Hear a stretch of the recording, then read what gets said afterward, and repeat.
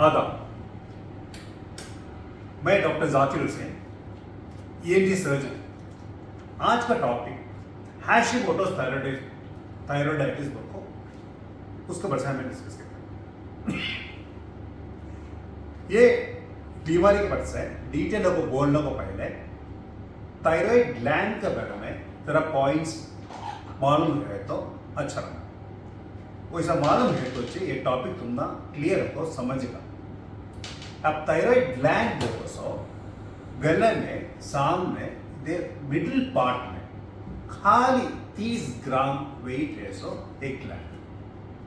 ये ग्लैंड में से थायराइड हार्मोन्स T3 T4 को हार्मोन्स बन पाता सो खून में आपको दिखेगा। ये थायराइड हार्मोन जो है बहुत इंपॉर्टेंट, हमारा जैसे हमारा आंख का फुल नॉर्मल फंक्शन को सर बहुत इंपॉर्टेंट। उसका मोस्ट इंपॉर्टेंट फंक्शन क्या बताओ? नॉर्मली सब सेल में भी खाना पहुंच को वहां से एनर्जी होगा बदलना।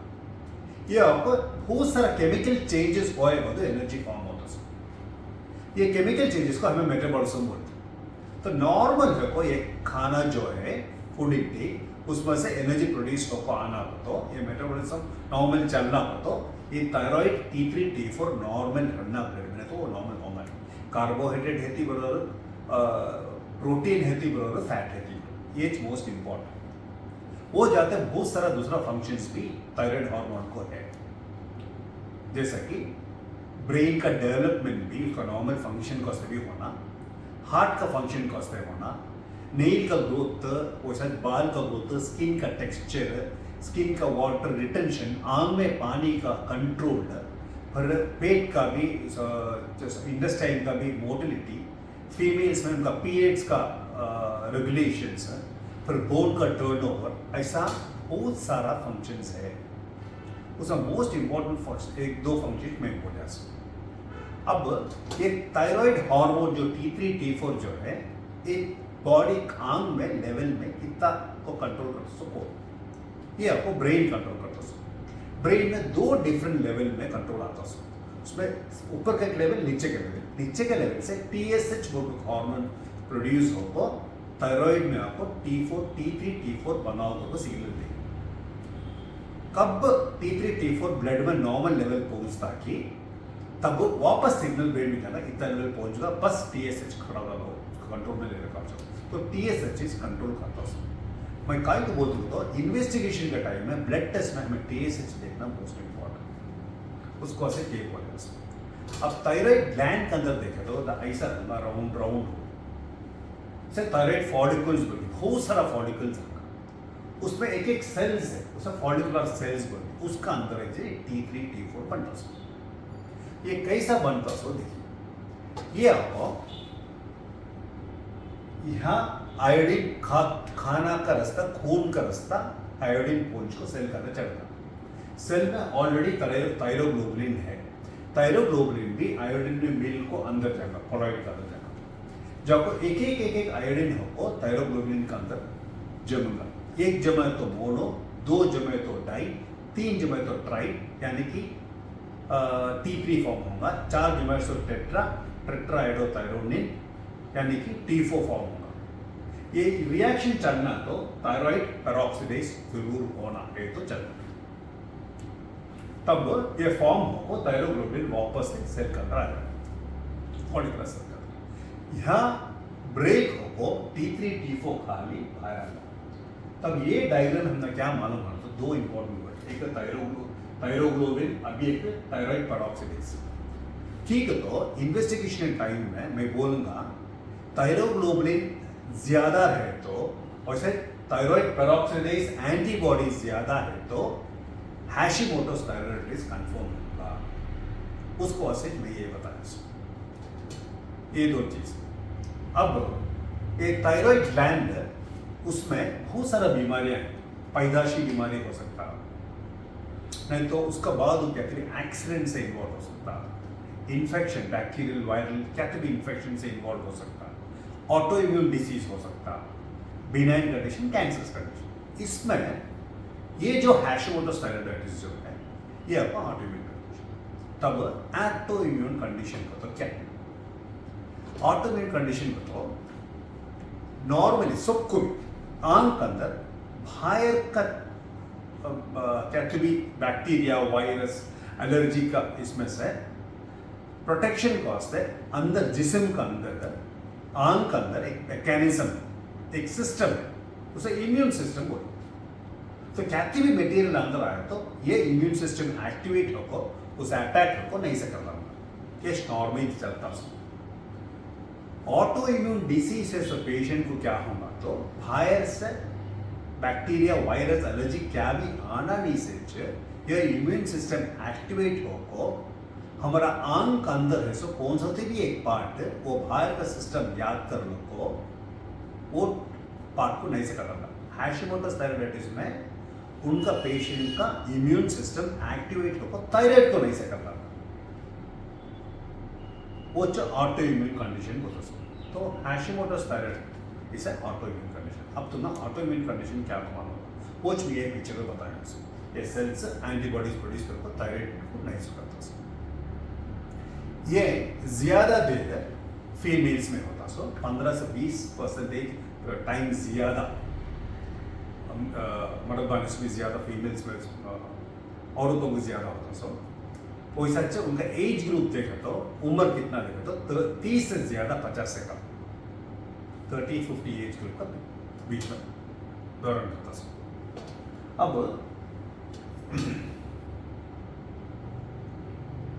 ये ऑटोइम्यून कंडीशन रहने से दूसरा ऑटोइम्यून कंडीशन भी उनका उनमें रहने चांसेस है, जैसे कि diabetes mellitus, SLE, rheumatoid arthritis, vitiligo. तो पेशेंट का कंप्लेंट क्या रहेगा?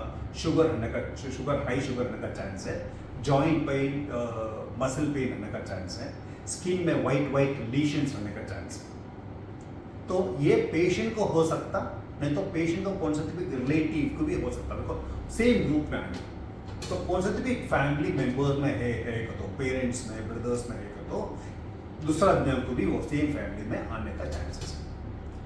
अब एक मोस्ट इंपॉर्टेंट बात बोले तो कि हैशिमोटोस थायराइडाइटिस है सो पेशेंट को एक पर्टिकुलर कैंसर नॉन हॉटकिन्स लिम्फोमा उनका थायराइड ग्लैंड का अंदर आने का चांस है। तो इसका मतलब जरूर आंगा को पड़े, इसका मतलब हैशिमोटोस थायराइडाइटिस आगा तो हमें जल्दी ये कैंसर आने से अपना थायराइड ग्लैंड निकालना को वैसा भी नहीं। यह हैशिमोटोस थायराइडाइटिस एक ऑटोइम्यून कंडीशन क्या बोलता है तो ये मेडिकली मैनेज करता है, दवा को मैनेज करता है, सर्जरी को नहीं मैनेज करता। ऐसा कंडीशन में कैंसर आने का चांस है तो कुछ नहीं। अब पेशेंट का कंप्लेंट क्या है तो पेशेंट का कंप्लेंट करता है उन्हें क्या स्टेज में है कि उसका लाइक करना कंप्लेंट। उन्हें शुरुआत में आया तो उनका T3 T4 थायराइड हार्मोन ज्यादा डिस्ट्रक्शन शुरू होता है टाइम, तो हाइपर थायराइडिज्म होती, ज्यादा डिस्ट्रक्शन हो ज्यादा करती वो नहीं से जाते ही T3 T4 कम हो हाइपोथायराइडिज्म को चल रही। ज्यादा देर पेशेंट भी हमारे कने डॉक्टर कने पहुंचे तक उन्हें हाइपोथायराइडिज्म कंप्लेंट के साथ ही जाते। तो हाइपोथायराइडिज्म का कंप्लेंट्स क्या है? पेशेंट टायर्ड रहेंगे, मूड वेरिएशन रहना, फिर मेमोरी लॉस आने का चांस है, डिप्रेशन में जाने का चांस है, खाना करेक्ट खाएंगे, ज्यादा खाना ट्राई करेंगे, कम खाएंगे, सॉरी ज्यादा खाएंगे कम खाएंगे, खाना दिल लगा नहीं और तो वेट बढ़ कर रहा, कम खाएंगे और तो वेट बढ़ वजन बढ़ कर, स्किन जरा मोटा का, बालों का कलर चेंज होंगे, जल्दी बाल झड़ना, वैसा उनका पीरियड्स फीमेल्स में पीरियड्स नॉर्मली 3 रोज 5 रोज है तो 7 रोज 8 रोज भी जाता है, ज्यादा वेट गेन भी नॉर्मली नहीं होता है, ये उनका नॉर्मल कंप्लेंट्स होता है। अब हमारे पास पेशेंट आते ही आंख एग्जामिन करके देखे तो क्या क्या फाइंडिंग्स पूछो तो कौन सा स्टेज में आते हैं? अर्ली स्टेज में तो हाइपरथायराइडिज्म का फीचर्स में बहुत सारे पेशेंट लेट स्टेज में जाते हैं। तो हाइपोथायरॉयडिज्म का अब जो भी मैं बोला वो फीचर्स इसका साथ में ये थायराइड ग्लैंड तरफ रहा। अब इसका इन्वेस्टिगेशन करो, ये देखो पकड़ना, ये हैशिमोटोस थायराइडाइटिस को प्रूव करना। शुरू हुआ था ब्लड टेस्ट। ब्लड टेस्ट में 5 इंपॉर्टेंट चीज, एक हीमोग्लोबिन की तो एनीमिया आने चांस है, सेकेंड कोलेस्ट्रॉल की तो कोलेस्ट्रॉल ये थायराइड नॉर्मल है तो कोलेस्ट्रॉल नॉर्मल होगा, तो कोलेस्ट्रॉल हाई रहने का चांस है वो। फिर T3 T4 TSH most important वो देखना, बहुत भी TSH हाई रहता। उसका बाद TPO थायराइड पेरोक्सिडेज एंटीबॉडीज और थायरोग्लोबिन। ये थायराइड पेरोक्सिडेज एंटीबॉडीज हाई रहता, थायरोग्लोबिन हाई रहता। इतना आता ही हमने हैशिमोटोस थायराइडाइटिस का डायग्नोसिस। हमें अल्ट्रासाउंड स्कैन नेक्स्ट स्कैन करेंगे तो उसमें थायराइड ग्लैंड बड़ा हो को रिपोर्ट आता, बड़ा हो है, साथ में एकोजेनिसिटी कम है, उसका अंदर खून कम चलता है, एक नॉर्मल फाइंडिंग आता है। क्या भी सस्पिशियस हो है तो हमें छोटा नीडल डालो वो जगह से टेस्ट को भेजना, से सेल्स का उस टेस्ट को भेजना, सस्पिशियस है तो खाली। तो ब्रीफ हो मैं ये चार्ट में क्या क्या बोले हूँ, ब्लड टेस्ट में थायराइड फंक्शन टेस्ट करना, फिर थायराइड पेरोक्सिडेज एंटीबॉडीज हाई रहता, हैशिमोटोस थायराइडाइटिस का पॉसिबिलिटी होगा, थायरोग्लोबिन हाई रहता, हैशिमोटोस थायराइडाइटिस को कंफर्म हुआ। ये सब था तो वो भी ये सब हायर लेवल में रहेगा। फिर अल्ट्रासाउंड स्कैन करना, थायराइड स्कैन करना, स्किनिग्राफी न्यूक्लियर स्कैन करना मस्ट नहीं, सोप सेंटर्स पर अल्ट्रासोनिक मस्ट भी अल्ट्रासाउंड स्कैन करना, उसमें क्या उसका फीचर्स अंदाज को भी मैं बोला, कब तो भी बाई चांस उसमें इमरजेंसी है होता है न्यूडल चांसेस है, तब जरूर एफएनएसी नीडल रिपोर्ट आना। फिर सीटी स्कैन एमआरआई ये मस्ट है, अल्ट्रासाउंड ने मस्त आ जाए वो तो मैं कहीं को ये सीटी स्कैन एमआरआई लिखा हूँ। ठीक है, तो कौन सी कंडीशन में ये थायराइड ग्लैंड बड़ा है तो उनको सांस लेने होता नहीं, तो आवाज़ बदली है तो खाना होता नहीं, तो एक मैलिग्नेंसी का सस्पिशन है तो वैसा है तो खाली सीटी स्कैन नहीं तो एमआरआई। इसमें ये दो में कौन सा मैं उठाऊंगा पूछो तो मैं एमआरआई को प्रेफर करूँगा। सॉफ्ट टिश्यू डिलीनेशन सबसे अच्छा है, इसको इन्वेस्टिगेशन होगा, डायग्नोसिस होगा। लेकिन अब फाइनली ट्रीटमेंट में पेशेंट कौन सा स्टेज हमारे में आता है कि उस पर एक्टिव। मैं शुरुआत में क्या बोले, ये उनका बीमारी का शुरुआत का स्टेज में आए तो लेवल हाई रहेगा, हाइपरथायरॉइडिज्म, तब हमें थायोअमाइड ग्रुप्स का नियोमर्कासोल ग्रुप का मेडिसिन देके बीटा ब्लॉकर्स के साथ कंट्रोल करना। हाइपर ज्यादा ये डिस्ट्रक्शन हो खराब हो जालो को रहते ही लेवल कम हो पाती हाइपोथायरॉइडिज्म चलते हमें थायराइड हार्मोन्स में बाहर से हमें सप्लीमेंट करना। तब क्या करेंगे, हमें T4 टैबलेट्स एल्ट्रोक्सिन थायराइड टैबलेट्स ये टैबलेट 12.5 माइक्रोग्राम्स नहीं तो 50 माइक्रोग्राम्स नहीं तो 37.5 माइक्रोग्राम्स नहीं तो ऐसा डोज बढ़ लो 12.5 25 37.5 50 75 100 125 150 फिर 200 माइक्रोग्राम्स तक जाना। तुम्हारा डोज कितना को डॉक्टर डिसाइड ब्लड टेस्ट को डिसाइड कर दिए तो तुम्हें सुबह ही टैबलेट मुंह पर कुली कर दांत पर ब्रश कर दो, खाली पेट में खाना चाहिए। खाली है तो 1 घंटा में पानी भी पीना नहीं, खाना भी खाना 1 घंटे में खाली पेट में डेली सुबह प्रोटीन को खाना चाहिए। 99.9% में ये बस ट्रीटमेंट रेगुलर फॉलोअप वालों को रहना, ब्लड टेस्ट कर लो को रहना। ब्लड टेस्ट में TSH खाली कर दो बस, वो रेगुलर आपको एक ही लेवल में मतलब TSH बसाना। कब TSH हाई होता कि तब T3 T4 खाना। नॉर्मल TSH का वैल्यू 0.5 to 5.5 नॉर्मल रेंज। कब तक इधर इसमें 4.5 बताना, कब 5 बताना, नॉर्मल रेंज। कब ये 7.5 से ज्यादा होता कि तब दवा इंक्रीज करने का टाइम, एक टेस्ट सब कर लो तो इंक्रीज करने का टाइम।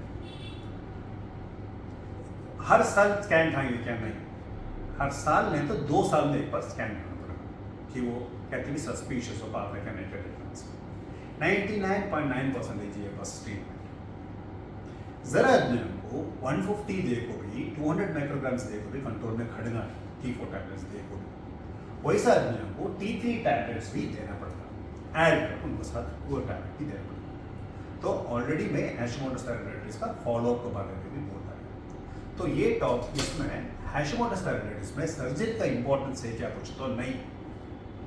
कब सर्जरी करना, परसेंटेज बहुत कम, कौन सा पेशेंट को एक बहुत थायराइड बढ़ा हो उसमें सांस लेना होता नहीं तो खाना होता नहीं, आवाज बदल को, वैसा पेशेंट में है तो करेंगे। यूजुअली हैशिमोटोस में नहीं आता वैसे, वैसा है तो साथ में हैशिमोटोस है तो निकालने में प्रॉब्लम। वैसे FNAC need final aspiration cytology करते ही हमने कैंसर का सस्पिशन आती भी ऑपरेशन करें, वो भी चांसेस कम। जर देने बोलिए बड़ा होकर है सर कंप्लेंट्स क्या करी कैसे की है मैं निकाल लूँगा, वैसा है तो भी करें।